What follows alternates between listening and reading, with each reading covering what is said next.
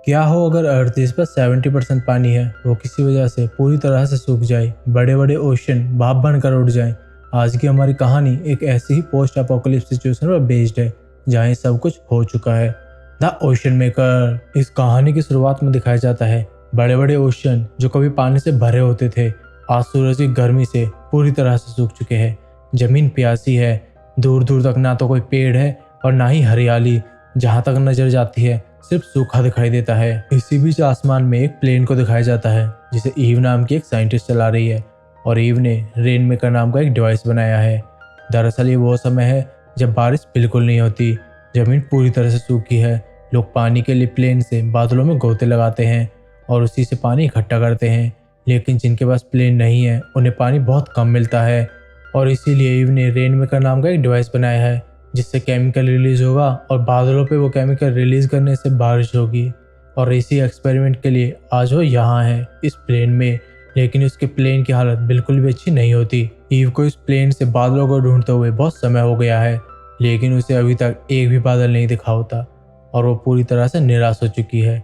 लेकिन तभी पास के एक लाइट हाउस से उसके ऊपर लाइट पड़ती है जो कि एक छोटे बच्चे का काम था और वो ईव को लाइट के इशारे से बादल दिखाता है, जिसे देखकर ईव बहुत खुश हो जाती है और उस तरफ बढ़ चलती है। अभी वो डिवाइस जिसका नाम रेन मेकर है उसे भी ऑन कर लेती है, लेकिन तभी उसके ऊपर गोले चलती है।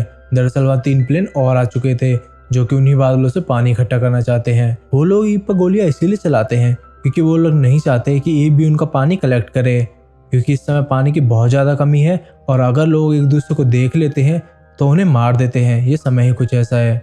अब वो प्लेन अपने पानी कलेक्ट करने वाले बैग ओपन कर लेते हैं और पानी कलेक्ट करना शुरू कर देते हैं। वहीं ईव को दिखाया जाता है जिसका प्लेन स्लो है और वो लगातार उन्हीं की तरफ बढ़ रही होती है और वो प्लेन ईव पर हमला कर देते हैं, लेकिन ईव किसी तरह से उनसे बचते हुए बादलों के ठीक ऊपर चली जाती है और रेन मेकर नाम के डिवाइस को ऑन करके केमिकल रिलीज कर देती है। उसका केमिकल बादलों में पूरी तरह से मिल जाता है और बादल जो पहले बिल्कुल शांत थे उनमें हलचल होनी शुरू हो जाती है।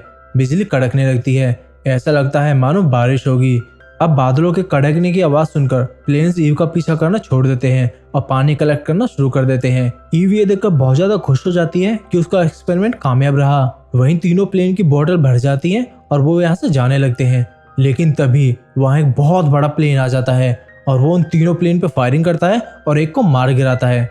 ये प्लेन भी यहाँ पानी कलेक्ट करने के लिए आया है, लेकिन इस प्लेन का साइज इतना बड़ा होता है कि ये एक ही बार में बादल के एक बहुत बड़े हिस्से को पानी में बदल लेता है और अगर इसी तरह से करता रहा तो पूरे बादल को खत्म कर देगा।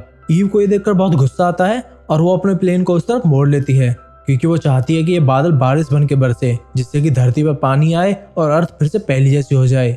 और वो बड़ा प्लेन भी ईव को अपनी तरफ आते हुए देख लेता है और उसके ऊपर हमला करता है, लेकिन ईव किसी तरह से उसके पीछे लग जाती है और जहां उस पर वो अटैक नहीं कर पाता। इस बात का फायदा उठाकर ईव उस प्लेन पर अटैक करती है और उसको उस डिवाइस में छेद कर देती है, जिससे कि वो बादलों को पानी में कन्वर्ट करता है। लेकिन ईव की किस्मत उसका साथ नहीं देती, उसका प्लेन काम करना बंद कर देता है और बड़ा प्लेन उसे निशाने पर ले लेता है और उस पर गोली चलाता है, जिससे ईव के प्लेन को बहुत ज्यादा डैमेज होता है और ईव को भी एक गोली लग जाती है।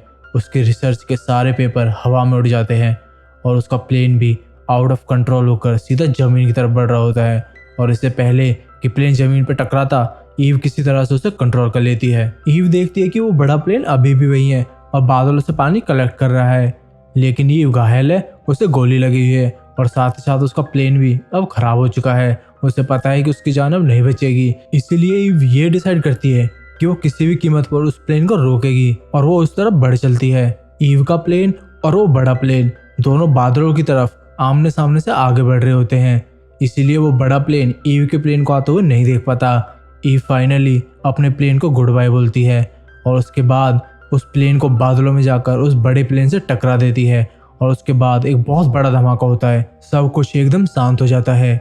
ईव का वो केमिकल बादलों में मिल चुका था और आज जमीन जो कई सौ सालों से प्यासी है, बंजर है, ईव के सेक्रीफाइस के बाद आज फाइनली उस पर बारिश होती है। अब वो छोटा बच्चा भी लाइट हाउस से बाहर आ जाता है और शायद अपने जीवन की पहली बारिश होते हुए देखता है, उसे काफी एंजॉय करता है। और तभी ईव के रिसर्च पेपर जिस पर रेन मेकर का डिजाइन बना हुआ था वो उस बच्चे के पास आता है और वो बच्चा देखकर समझ जाता है कि बारिश होने के पीछे का रीजन ईव और उसका रेन मेकर डिवाइस है।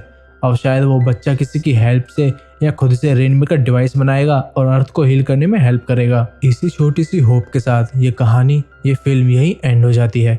अगर आपको हमारी ये वीडियो पसंद आती है तो इसे लाइक करें और हमारे चैनल को सब्सक्राइब करें।